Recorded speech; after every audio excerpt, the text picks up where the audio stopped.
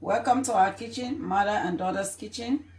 Today, how is everybody doing? Today we are going to make puff puff. This is an African, like it's an African shortbread. Okay. So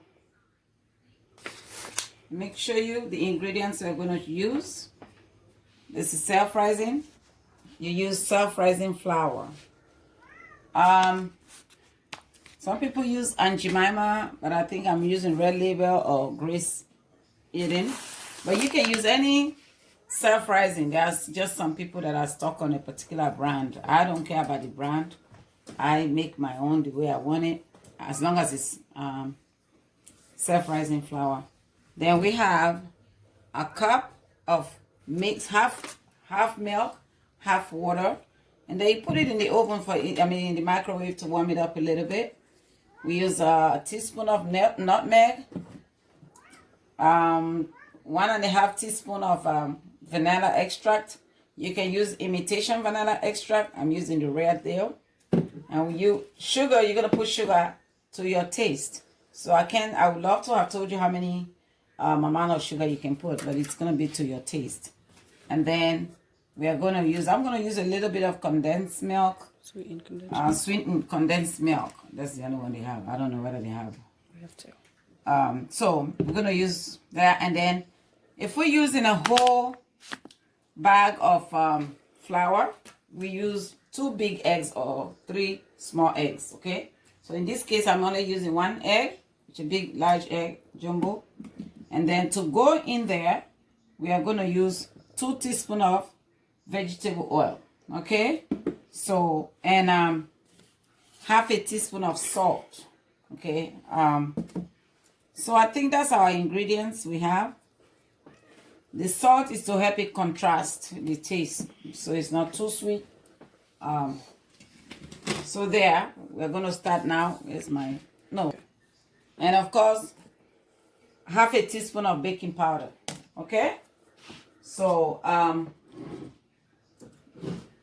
we already have our dry ingredients there. Let me wash my hands.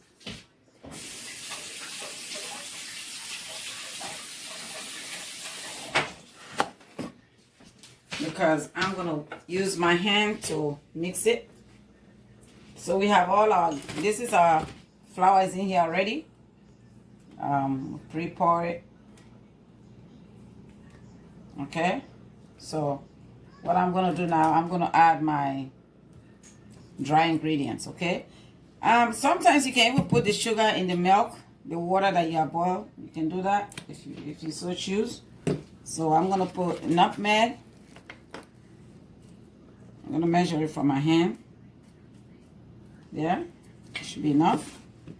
And where's the salt?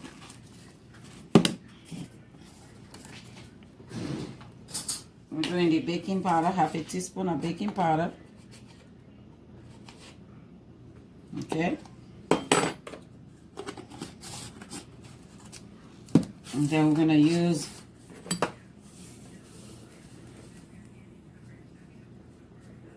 quarter of a teaspoon, not really half a teaspoon. Okay, of salt. Okay. And then I'm going to put the sugar. It's going to depend on your taste, okay? So these are all my dry ingredients I'm putting. So I'm going to mix it up. I'm going to mix it together very well.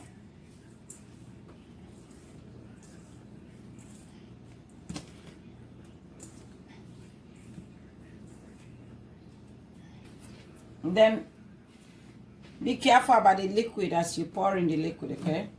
When you get to the now I'm going to put a teaspoon and a half of vanilla extract. Okay? And then we start pouring our liquid.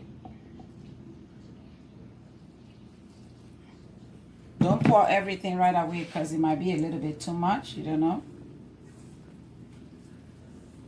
So, because you are looking for a particular consistency.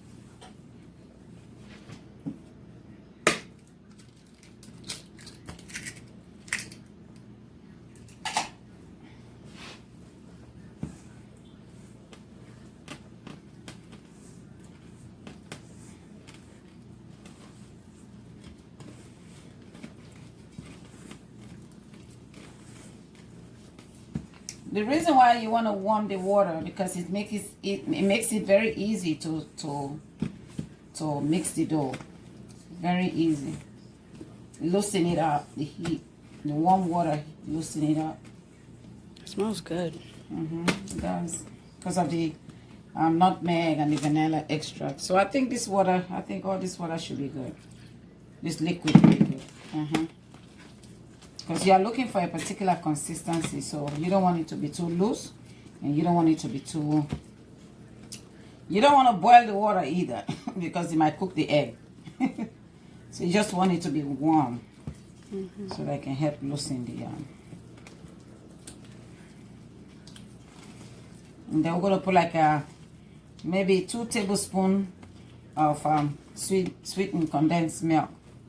Okay.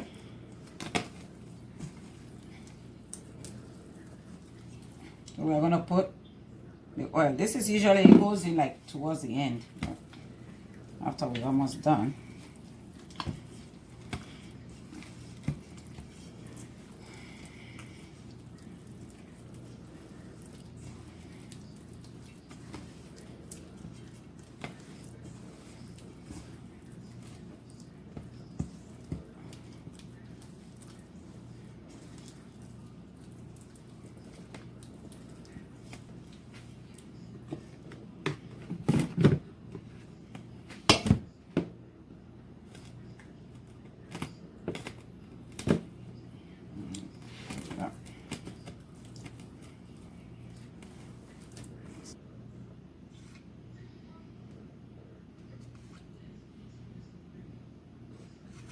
Okay, as the condensed milk going in there, so I'm doing that so I don't have to put too much sugar, and also the milk helps the.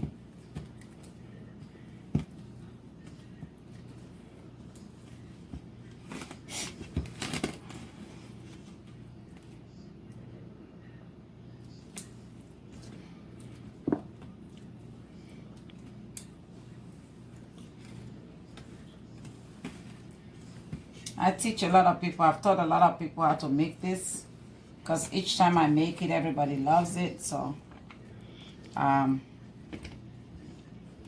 I have to be honest. I always leave out one ingredient. It still comes out perfect, but I like to make my own. So whenever they eat mine, they like, but it didn't taste the same way. But I'm giving you guys the real story, the real truth ingredient now, because you guys are on YouTube.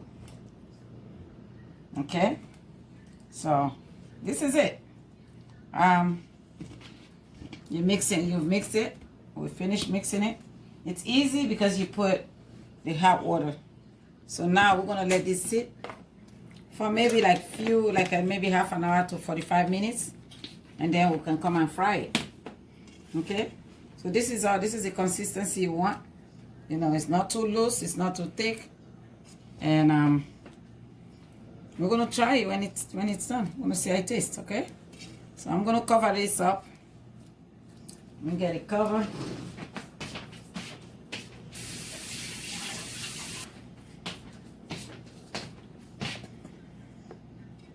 Okay. So my mom had put some oil on the fire, as you guys can see. We're gonna wait for it to get hot, then we can start frying the puff puff. See you in a few minutes. Yeah, it has sat for like an hour, so the oil is hot. So we're gonna start dropping the doughs in there. If the oil is too hot, what you want to do is to reduce the heat before you put the doughs in there. Otherwise, it's gonna burn it. So yeah, reduce the heat a little bit so it can cook before it. It can get burned from the outside, so you don't want that. You want it to cook through. Okay.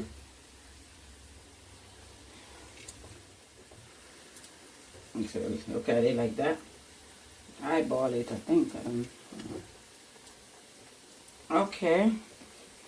It's coming out really nice.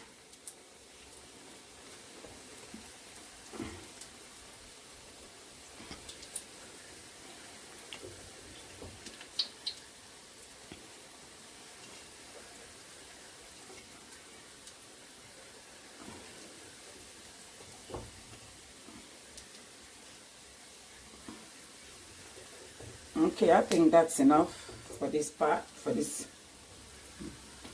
Or maybe I can put one more. I have a habit of putting a lot. Okay. So it's coming out really nice. This is exactly how you want it. You know, it's not stringy. When it's the right consistency, you will not see any strings. You just, you just drop it, unless you have excess on your hand. But otherwise, it's really. Now you can increase the heat a little bit so that it can cook. But if you didn't do that and the oil is extremely hot, what it does, it cooks the outside and then the inside is not cooked. But if you watch this one, it's gonna cook evenly, both inside and out. And boy, comes out, it's delicious. So you want it to get brown. Gonna get all that nice brown color. Okay, so when you try it, it's crispy outside. A lot of people that I've prepared this for, I've prepared it for church events. At one point, I was actually the person that does it for the church, and everybody wants it. Everybody wants to have a piece of some of it. So just a little bit more, and then we'll take it out.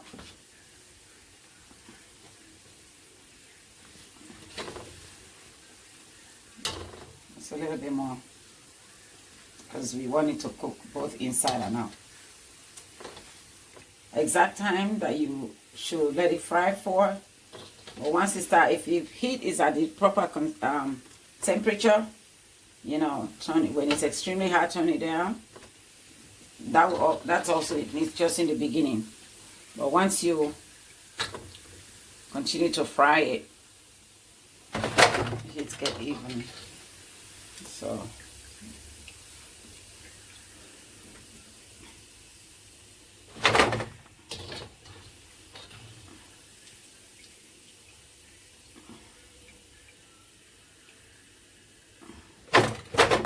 So to make it really nice and neat on your hand, you can wet your hand while you're frying it.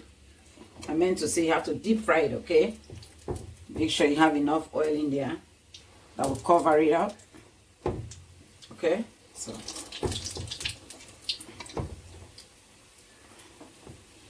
if you're making it for a huge crowd, you have to use a bigger pot. Like I used to make 2 big trays, 3 big trays for church events. That used to be like, you have to be fast about it too. Not too fast, but Nice, so that one does not cook before the other.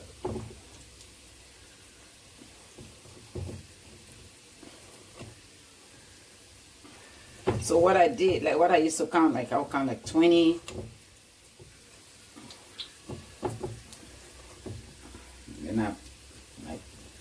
And each time you reduce, each time the numbers reduce, because you have to remember, when you're frying it, although it's deep fried, it's still going to take some oil out. So if you put 20 the last time, then the next time you put 19 or 15, 19, because the oil has gone down. We haven't tried it yet, but we are all going to try it together.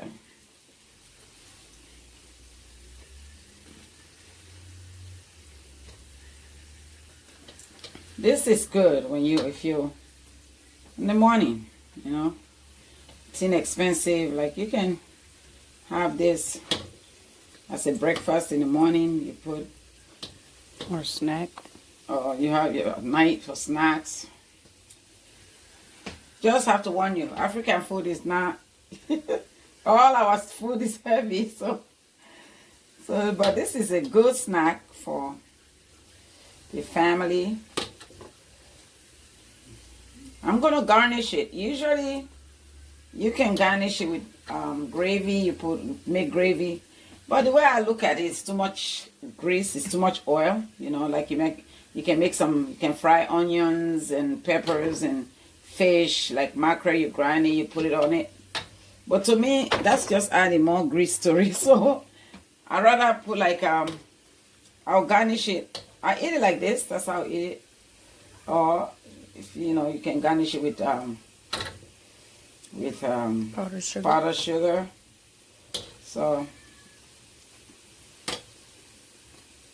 it really turns out itself. I'm just doing this just for, because I'm standing here. I just want to mix. I do something, but you just, all you have to do is mix it, and it takes over itself.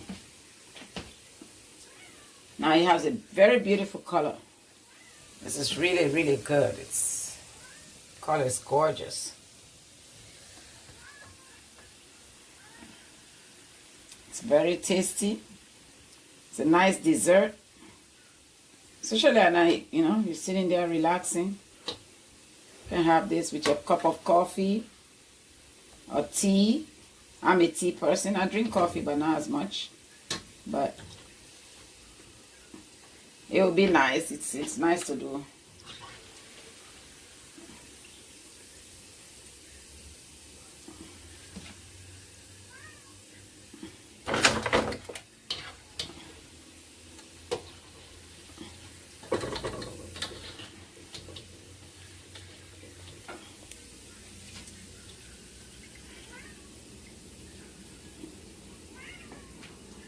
If you're making it for a crowd, you're taking it to a party, don't make it so big, because it might not be enough for everybody.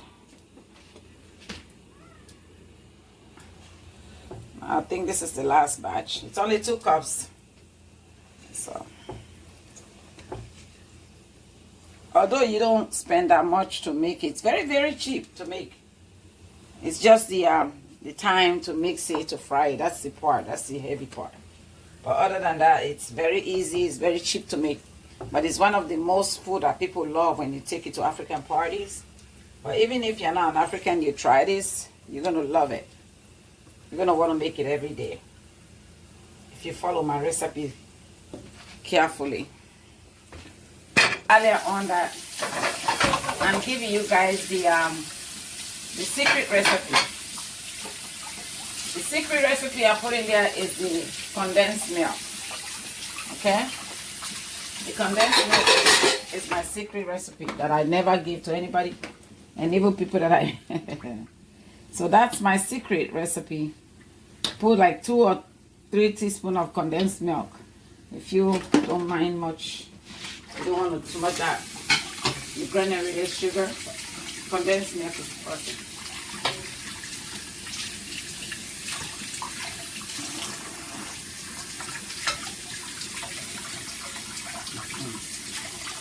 It's almost done. We are done.